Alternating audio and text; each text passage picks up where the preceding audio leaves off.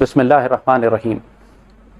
چند روز پہلے جب ہم نے یہ بات کہی کہ پاکستان کی ریاست کو فلسطینیوں کی امداد کے لیے بھرپور سامان بھیجنا چاہیے، حتیٰ کہ ان کی حفاظت کے لیے مسلح فوجی دستے اور پاک فضائیہ کو بھی جانا چاہیے، تو اس پر بہت سارے لوگوں نے ہم پر اعتراض کیا کہ پاکستان آپ سے سنبھالا نہیں جاتا ہے، کشمیر کو آپ آزاد نہیں کرا سکے، غریب ملک ہم ہیں، ہم پر FATF کی پابندیاں لگ جائیں گی، پاکستان کے پاس کوئی زمینی راستہ نہیں ہے فلسطین تک جانے کا، ہمیں کیا پڑی ہے ہم فلسطینیوں کے پلیز سامان بھیجیں، اپنا ہی گھر سنبھال لیں تو بڑی بات ہے، ہم تو بیگرز کانٹ بی چوزرز۔ اس قسم کی شرمناک باتیں کی گئیں کہ یقین کیجئے ایک پاکستانی مسلمان کی حیثیت سے میرا سر شرم سے جھک گیا، اور آج اسی لیے ہم اپنی پوری پاکستانی قوم کو کچھ تاریخ یاد دلانا چاہتے ہیں، کچھ اللہ کی حکمت اور اللہ کا حکم یاد دلانا چاہتے ہیں۔ خدائے زندہ زندوں کا خدا ہے، تنے بے روح سے بیزار ہے حق۔ جب انسان مردہ ہو جائے، جب انسان کی روح مر جائے، جب انسان کے اندر شرم، غیرت اور حیا ختم ہو جائے، جب وہ اس قسم کی باتیں کرتا ہے۔ ایک جانب ہمیں سیدی رسول اللہ نے فرمایا ہے کہ مسلمان ایک جسم کی مانند ہے، ایک حصے کو تکلیف ہو تو پورا جسم بے چین ہو جاتا ہے۔ قرآن پاک میں اللہ جلال میں فرماتا ہے کہ کیا ہو گیا ہے تم کو کہ مسلمان عورتیں اور مرد اور بچے اور کمزور اور مستضعفین تمہیں پکار رہے ہیں مدد کے لیے کہ یا اللہ پہنچ، اپنے بندوں کو بھیج جو ہمیں اس ظلم سے نجات دلائیں، ظالموں سے اور کافروں سے نجات دلائیں، اور تم زمین سے چپک کے رہ جاتے ہو۔ سورہ توبہ اور سورہ انفال پڑھیے، انسان کے رونگٹے کھڑے ہو جاتے ہیں۔ اللہ نے کتنے جلال میں آ کے تنبیہ دی ہے کہ اگر تم لوگ یہ سمجھتے ہو کہ تمہاری جائیدادیں، جاگیریں، زمینیں، اولادیں، مال و دولت زیادہ قیمتی اللہ اس کے راہ میں جہاد کرنے سے، تو دفع ہو جاؤ، اللہ کو کوئی حاجت نہیں ہے تمہاری۔ کسی مسلمان کو یہ زیب نہیں دیتا کہ ایسی بات منہ سے نکالے۔ علامہ اقبال فرماتے ہیں کہ برتر از اندیشہ سود و ضیاء ہے زندگی، ہے کبھی جاں اور کبھی تسلیم جاں ہے زندگی۔ زندگی کی حقیقتیں چاہے وہ فرد کی ہو یا قوموں کی، ان کو آپ پروفٹ اینڈ لاس میں، فائدہ یا نقصان کے کھاتے میں نہیں تول سکتے۔ کبھی زندگیاں قربان کرنی پڑتی ہیں اور کبھی زندہ سلامت رہنا پڑتا ہے مشن اور ڈیوٹی کے لیے۔ آئیں آپ کو تاریخ سے مثالیں دیتے ہیں۔ لوگ کہیں گے ٹیپو سلطان اگر ہتھیار ڈال دیتے انگریزوں کے پاس تو جان بچ جاتی۔ اس شیر اور دلیر نے کیا جواب دیا تھا؟ شیر کی ایک دن کی زندگی گیدڑ کی 100 سالہ زندگی سے زیادہ قیمتی ہے۔ اس کو کہتے ہیں مرد غیور، مرد مومن، مرد مجاہد، شیر دلیر، عذاب۔ اس کے مقابلے پر میر جعفر، اس نے غداری کی، عزت و آبرو کا سودا کیا، حکومت مل گئی، ٹیپو کو شہید کر کے اس کو بادشاہ بنا دیا گیا۔ آج کیا ہے دنیا میں؟ پوری دنیا میں ضلالت، ننگ ملت، ننگ دین، ننگ قوم، جعفر از بنگال، صادق از دکن، لانتیں پڑتی ہیں پوری امت کی، ان کو قیامت تک پڑتی رہیں گی۔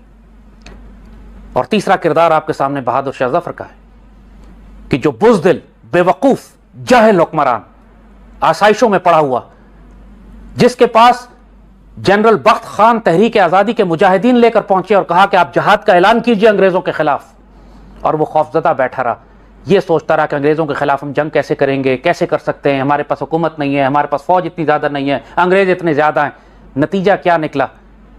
بے آبرو ہو کے، بے عزت ہو کے، رسوا ہو کے خود بھی تباہ ہوا، مغل سلطنت بھی تباہ کروائی، اور آخر میں جا کے بے گھر دوسرے برما میں جا کے ذلیل و خوار ہوا کہ 2 گھر زمین بھی نہ ملی دیار یار میں، وہ جو بے بسی کے ذلیل قسم کے اشعار پھر بولتا رہا اس کے بعد جا کے۔ تاریخ ہمیشہ شیروں اور دلیروں کو یاد رکھتی ہے، اس سے فرق نہیں پڑتا کہ آپ لڑتے ہوئے شہید ہو جائیں۔ ہماری اسلامی تاریخ میں سینکڑوں شہداء ایسے ہیں، ٹیپو سلطان، سراج الدولہ، عمر مختار 30 سال لڑتے رہے، آخر میں گرفتار ہوئے، پھانسی چڑھا دیے گئے، لیکن کبھی اٹالینز کے ساتھ کمپرومائز نہیں کیا۔ جب مسلمان قوم تکلیف میں ہوتی ہے، یہ ہمیشہ ہماری تاریخ رہی ہے کہ دوسرے حصوں کے مسلمانوں نے ان کی مدد کی ہے، اور یہ باتیں تاریخ نوٹ کرتی ہے، تاریخ میں یاد رکھی جاتی ہیں۔